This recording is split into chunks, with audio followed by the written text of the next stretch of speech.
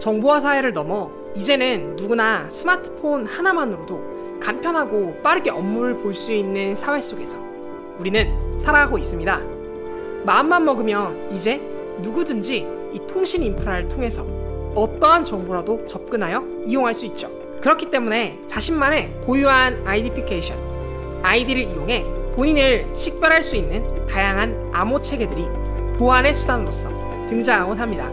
그러나 이러한 암호 체계라도 한 사람의 고유한 정보, 즉 개인정보가 유출된다면 이러한 정보들이 보이지 않는 곳에서 악용될 가능성이 매우 높아지겠죠. 오늘은 바로 이 개인정보라는 것이 정확히 무엇이며 이 정보를 왜 우리가 보호해야 하는지, 그리고 빅데이터를 이용하는 과정 속에서 꼭 알고 있어야 할 개인정보 보호에 관한 몇 가지 사항들에 대해 과학쿠키와 함께 알아보도록 하겠습니다. 생각해보세요. 누군가 여러분을 모르는 사람에게 약 5천만 명의 대한민국 국민들 중 정확히 본인 한 사람이라는 정보를 어떠한 방법으로 증명할 수 있을까요? 개인정보는 바로 그러한 목적으로부터 출발합니다.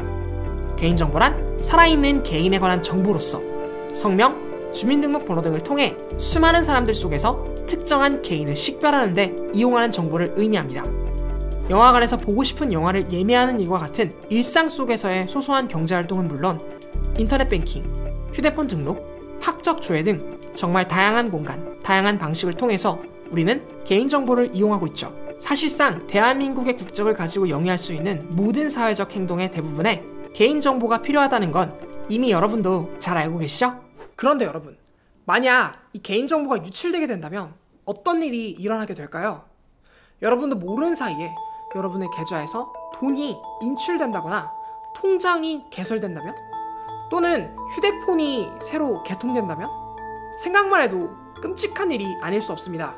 바로 이러한 일들을 예방하기 위해서 개인정보를 다루는 기관이나 기업 등이 개인정보를 보호하는 일을 게을리할 수 없는 것입니다.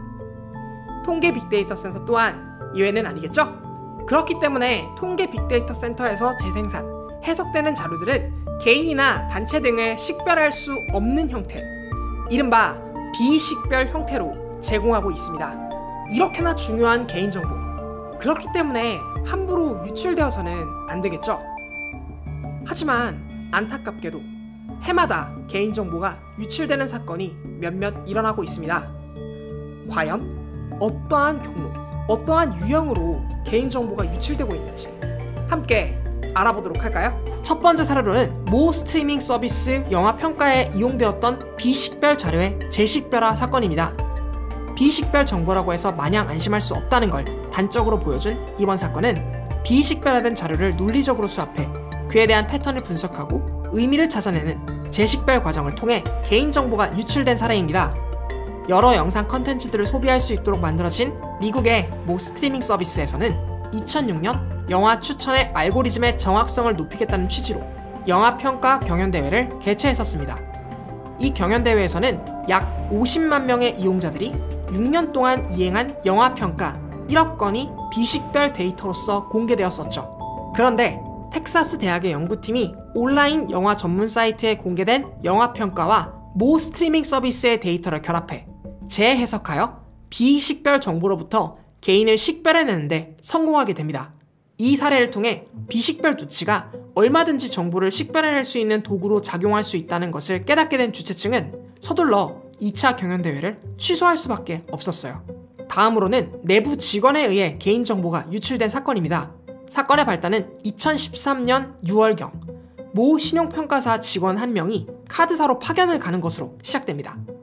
이 신용평가사는 개인의 욕망에 의해 국내 주요 카드 3사의 개인정보를 대출 광고업자와 대출 모집인에게 비싼 값으로 팔아넘기게 되며 이를 통해 막대한 양의 개인정보가 유출되어 버리는 사태가 발생하게 됩니다.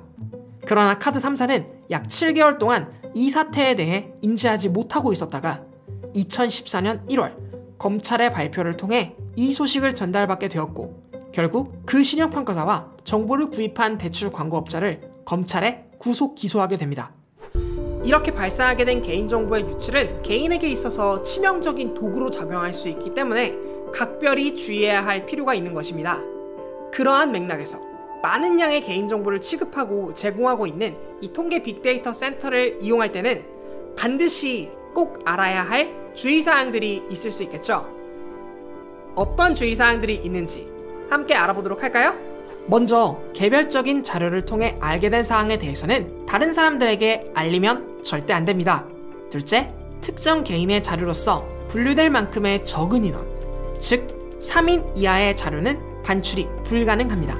셋째, 자료의 열람은 반드시 보안 서약서에 자필로 서명한 사람만 할 수 있습니다. 마지막으로 센터 이용자는 위 내용들을 포함해 통계 자료가 외부로 유출되지 않도록 각별히 유념해야 하며, 이를 어기게 될 경우 통계법 등 관련 규정에 의거하여 처벌이 될 수 있음을 꼭 명심하여야 합니다. 개개인의 정보들에서 나타난 양상을 한눈에 조망하여 여러 시스템을 이해하기 위한 통계 빅데이터. 하지만 이 데이터를 조성하는 것은 결국 개인정보라는 사실, 그리고 이 정보가 유출되게 되었을 때 발생할 수 있는 개인정보 악용 현상을 명심하고 있다면 우리 모두 건전하고 올바른 통계 빅데이터 사용 문화를 만들어갈 수 있겠죠? 과학후키였습니다. 감사합니다.